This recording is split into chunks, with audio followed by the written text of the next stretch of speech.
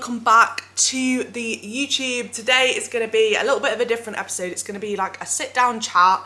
I thought it would be good to basically talk through the off season so far since finishing competing last year and go through what the off seasons look like, kind of, you know, the difference in weight, where I am now in August 2024 compared to when I finished competing in November last year. And if you have watched the YouTube, followed on Instagram, you'll know that since competing at the end of last year in the British, where I won the British Pro Show and the Worlds in Spain, I have been basically doing a big off season. Went traveling for a little bit in January, have been in an off season since then, and I'm basically doing a year-long off season because, again, if you followed along on the YouTube, you'll see that I did 3 years on the bounce of competing. I did the British in tone figure in 2021, where I won that, and then I did the year after in May, I did the Universe where I got my pro card in 2022, and then the year after in October just gone, I did the British Pro Show and the Worlds in athletics, so obviously as a pro. So it was 3 years on the bounce, so the plan was always to do a big off season this year, take some time away from competing, and then come back hopefully at the end of next year. So I just wanted to do a little bit of a sit down chat and basically go through the off season so far in terms of what has happened and the weight and everything like that. So I competed, the dates, I've made some notes so we can go through all the weights, and I'm actually going to bring up the weight on the screen as well. This is something that I talk about quite a lot. I'm quite open with it in terms of like what my weight is, what I look like in off season. I still feel pretty confident at the minute. I know it can be quite challenging when you have finished dieting or when you've done competing and you start to see the weight come up. So I want to be really transparent with this and just share like my journey, how I deal with the weight gain, what it looks like for me, and obviously it's going to be different for everyone, but hopefully it can help a little bit if you are someone that is going through this process right now. So I competed at the British on the 15th of October last year, and then about 4 weeks later I did the Worlds on the 19th of November in Spain, so I had quite a big gap between the shows. So I'm going to put my weights on here somewhere so you can see where it was actually at, but I actually got down to my lowest weight of prep was around 122 pounds. That was actually just before the British, and then what we did is we loaded up into the show, so we added more food, we backed off the cardio. That leads to weight coming up a little bit because it fills you out, it fills your muscles out a little bit. So we did that, and you can see that the weight the day before the show at the British was 125.3 pounds. So that was like my show day weight, if you will. My lowest weight was like 122, so it was about 3 pounds above like my lowest weight. So what I did after the British, and you'll see again in the chart, you can see I went back to the plan and I actually dropped to 122.7, and that was about a week after the British. And then we actually stopped weighing because my weight was like sticking. It was kind of, you can see November before I competed, it was like 124 and it was just holding and it was really throwing my head off. So we actually decided to just pull the plug on the scales altogether. We stopped doing weight, and we didn't actually weigh then leading into the Worlds. We just used visuals and like photos and videos to basically judge how everything was looking. So yeah, basically to summarize, it was 122.7-ish was like my lowest kind of weight a week after the British. And then, like I said, the weight stopped, but I'm guessing it was somewhere around 125 pounds because that's what it was just before the British basically. So you can see my first post-show weight was 1 week after finishing prep because I was actually in Spain, and that was 126. So that was like my start weight, if you will, from the reverse. So lowest was 122.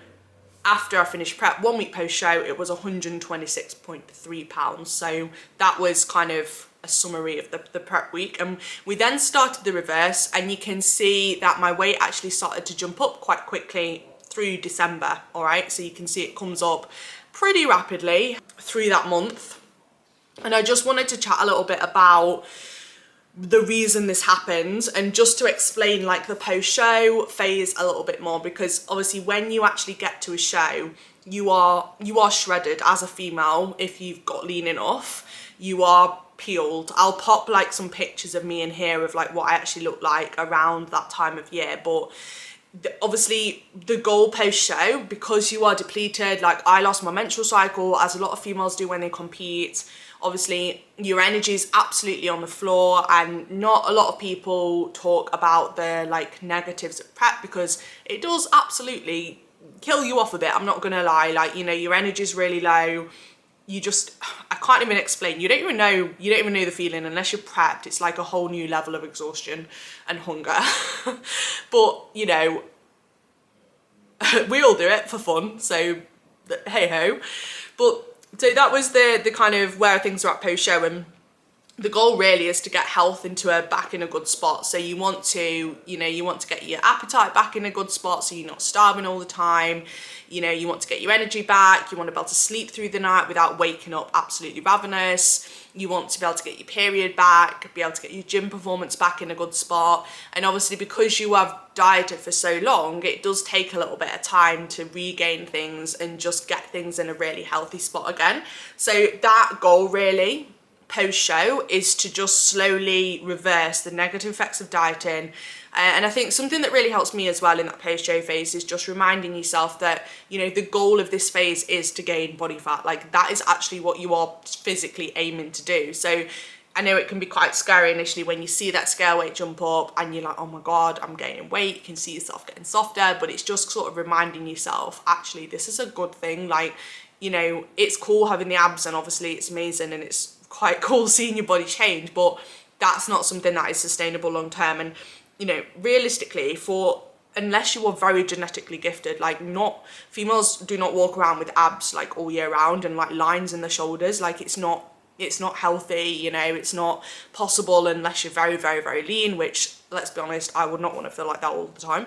So it's just reminding yourself that that is actually a good thing. So what normally happens post show, because you are starving and you want to obviously not be starving ideally, is you normally get quite a big increase in food and a big drop off in expenditure.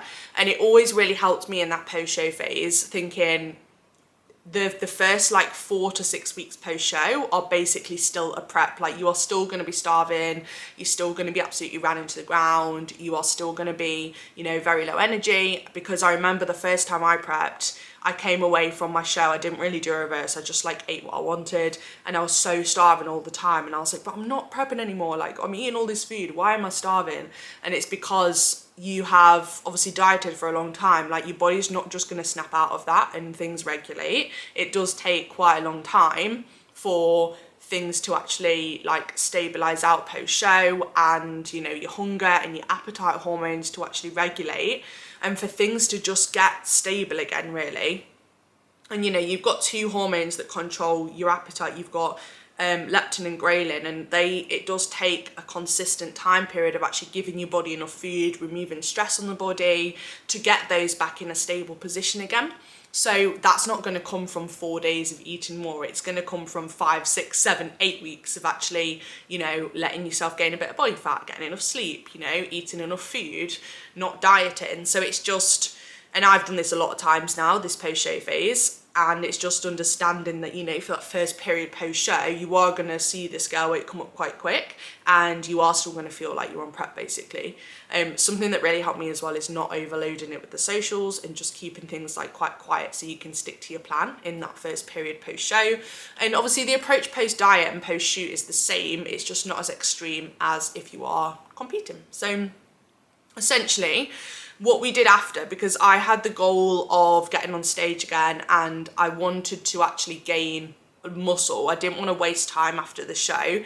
So just to rewind a little bit, when I did my show, my Universe show in 2022, I think that was the year it was, I actually stayed lean all the way through the summer. So I competed in May and I actually maintained pretty much, I think I was like 5 or 6 pounds above my stage weight all through the summer, because I knew I had a lot of holidays, I had weddings, and I wanted to just hold that. So we actually kept things a bit more conservative. We didn't push the food up super high. I took a much steadier approach, but that meant I didn't get my period back until November.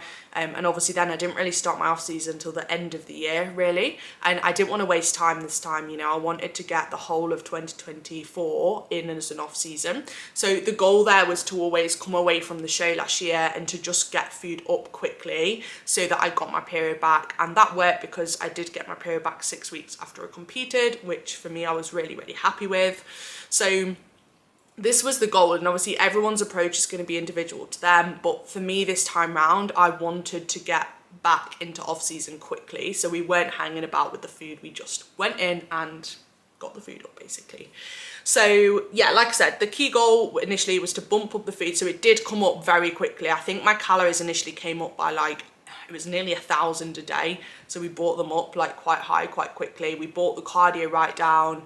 At the end of prep I was doing like, I think it was 50 minutes of cardio in the morning and half an hour in the evening plus 14k steps on top, and we brought that right down. I think it came down to like 3 sessions a week of cardio, which obviously was a lot lower.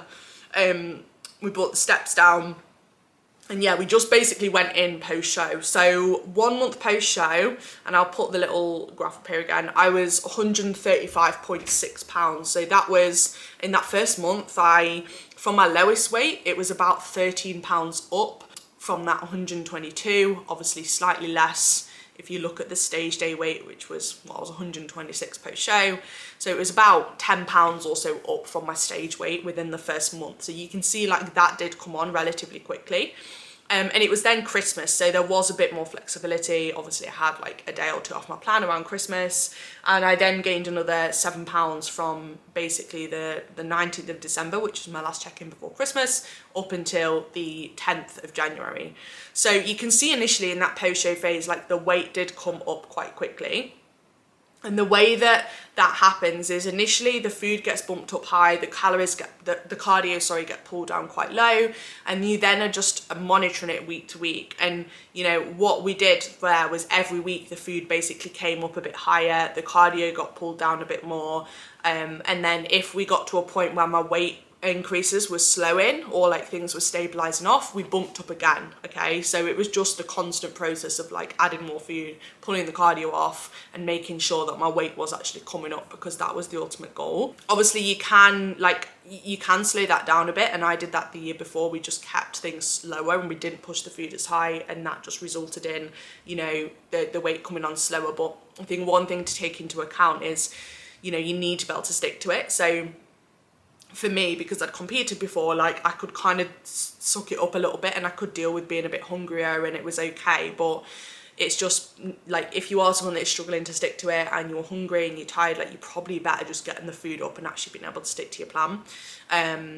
Yeah, so that was kind of what we did. And then what I actually did, I went to Thailand for 3.5 weeks at like early January.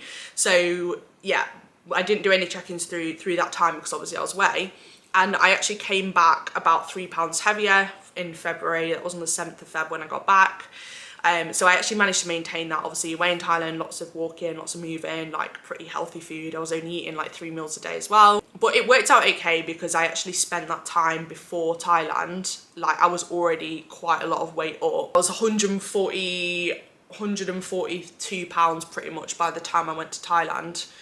So that was, you know, my lowest weight was 122. I went to Thailand at 143. So by the time I went to Thailand in January, after finishing competing in November, I was already pretty much 20 pounds up. So I'd pretty much like got myself back to a healthy spot. I'd got my period by that point, so we could kind of back off a bit and just go and enjoy the holiday. So yeah, and I came back from Thailand 145 pounds and my lowest weight of prep was 122. So that was from when I finished competing mid-November to the start of February, I was up like 23 pounds. So you can see like how quickly it actually comes on post-show. And you know, even for me, that's quite quick, but that was the goal all along, to kind of go through that post-show phase and just get some body fat on. So that was how it looked. Again, I'll put my weights on here so you can see. So I actually did log all of my weights all the way from the lowest weight in like October, November, and I'd actually logged that all the way through every week. I used like a little app and I just put my weight in and it just tracks everything, and I just find it quite interesting because I can like go back to all the preps and compare the difference and like see where everything is at. So you can see all the weights on here. You can see kind of December, January, and then February, and then the 7th of Feb check-in is when I got back from Thailand. So that was the first like 2 or 3 months. And I think one of the hardest things, honestly, in this post-show phase, and anyone who competes will know this as well, is it can be quite difficult seeing yourself go from like, you know, when you're on prep or you're dieting, you're like looking at your abs all the time, you're like thinking, oh my God, I look so lean, it's really cool, like, you know, I fit in these clothes, whatever. And then you see your body obviously change quite quickly, you see yourself start to fill out, you get like, you know, maybe body fat where you didn't have body fat before, you maybe don't fit in the same clothes as you did. I know, like for me at the minute, like I can't fit in any jeans because I can't get them over my legs and bum to fasten up. So that can be quite tricky, and I feel like I do deal with that quite well now, and it doesn't, I have the odd day where I think, oh God, like, oh, this is hard, but most of the time I'm able to really deal with it. And I think one of the biggest things with that is just remembering, like, it's a competitive sport at the end of the day when you are competing, and you can't walk around like that all year. It's not, you just feel awful all the time. And it's just thinking like that, you know, what positive would that actually bring you to stay that lean? That can be really helpful as well, just actually thinking there's so many positives that come with gaining body fat and gaining a bit more weight back. And you know, your training's better, your energy's better, you can like eat out with your family and your friends, and you're not starving all the time, and you know, there's loads of other fun things in life you can put your energy into. And I'm sure, you know, everyone has their own kind of hobbies outside bodybuilding, and it can be really nice time to like focus on those other things as well. So it's just taking a step back and remembering that it's okay not to be shredded, and there's no real positive to staying like that. And also this really helps me, but just reminding yourself that you're still in good shape, like even when you are at your heaviest, you know, as someone that goes to the gym, someone that eats pretty well all the time, even when you're at your heaviest, you're still in good shape. You know, you're just not stage lean. So that can really help, because I still have days now I think, oh my God, I'm like coming up to 40 pounds above my stage weight. I think, oh God, like I'm like, and I can't fit in certain clothes, and you know, and I'll have days I'm like, oh God, I feel a bit big. But then you just gotta think, actually, in regards to like, you know, the general population, I'm still in good shape. And you just have to like remind yourself of that sometimes. And just remind yourself that like it's really normal post-show to gain weight very rapidly. I think the biggest thing is like just make sure you stick into your plan as best you can, because that mentally helps so much. You know, you don't want it to be uncontrollable weight gain, you want it to be like structured and planned and things like that. So yeah, it can be quite a tough time to go through that weight gain period. And even if you're not someone that's competing, even if you're just going through a reverse and maybe, you know, you've done a photo shoot or you have, you know, just dieted, like even that process can be quite tough. But it's just reminding yourself like it has a purpose, you know, it's structured, you're doing it to, you know, if you're someone that's going into a building phase to gain muscle, like that's going to be such a positive thing. If you can then diet in the future with more muscle, you know, and your calories are higher, it's going to be a much more productive fat loss phase than just diving into a fat loss phase and staying there forever, right? So it does have its positives, and it's just reminding yourself about that. And one thing that really helps me as well is just like buy clothes that actually fit you, because I can't fit in the clothes I was in when I was dieting, but that's okay. I just buy clothes that fit me better now. Like I can't fit in jeans at the minute, so I buy like, you know, baggy trousers that fit me now. So it's okay to do that. And I think a lot of people try and fit in the same clothes, and then you feel uncomfortable because the clothes are tight, and you know, there's just not a nice feeling. So that can be one of the best things, is just spending time to just go and actually buy clothes that fit you in the shape you're in right now. Because if you are a female trying to develop muscle and you're trying to grow and build, you know, you're not going to fit in the same clothes all the time, and that is just a part of it, and there's absolutely nothing wrong with that. So that really helps me as well. I'm going to put my weight on here through like spring. So when we actually got to sort of March, things did slow down a lot once I was back from Thailand, because I'd got that initial weight jump on. And I always think, and you know, the weight's going to come on at some point anyway, so it doesn't really matter if you do it slowly and it comes on, or you do a lot of it at the start. Like you need to get that weight back on anyway, so it doesn't, you know, it doesn't really matter that much. So for me, I did a lot of it at the start and then it slowed down. So you can see here it went, you know, it went sort of from where it was, it kind of then slowly crept up into the 150s. And my heaviest weight of my off season last time was like 155. So it seems to sort of stick a little bit when it does get to that point. So yeah, it does slow down. So like early March, I'm pretty much £149, and this is £27 up in just over 3 months post the end of prep. Okay, so that's how much it was. And remember that my goal was to build muscle, so I wasn't wasting any time like maintenance. Like if I was done competing, I would probably take it a bit steadier and not gain as much so quickly, and then sit at a slightly leaner position.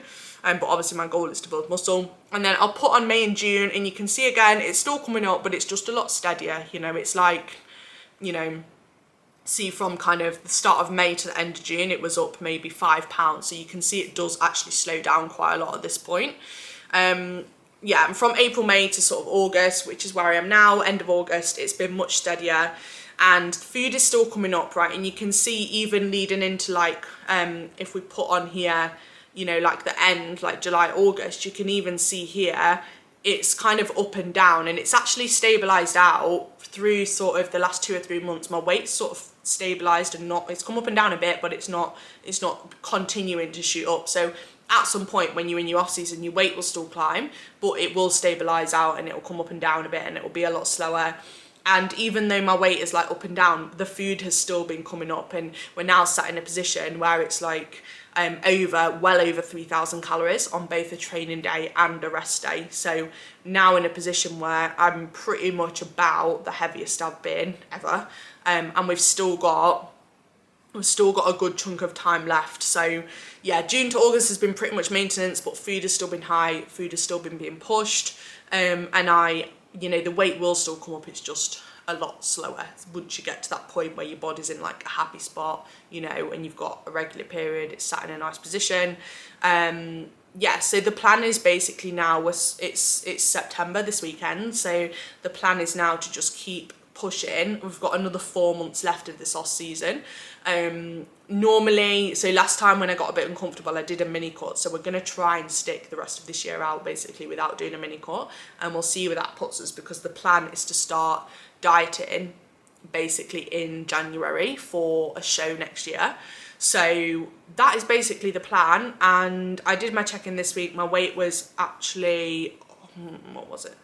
It was 156. Yeah, 156 156 pounds pretty much, maybe 157. So that's where things are at the minute, and we'll basically see what the rest of off season brings. But hopefully this has been helpful to see like actually how quickly it can come up and what that process looks like and the reason for it. But if anyone has any questions at all around like off season, building muscle, reverse dieting, post show, post diet, post whatever you're doing, give me a shout, and I'm always happy to help.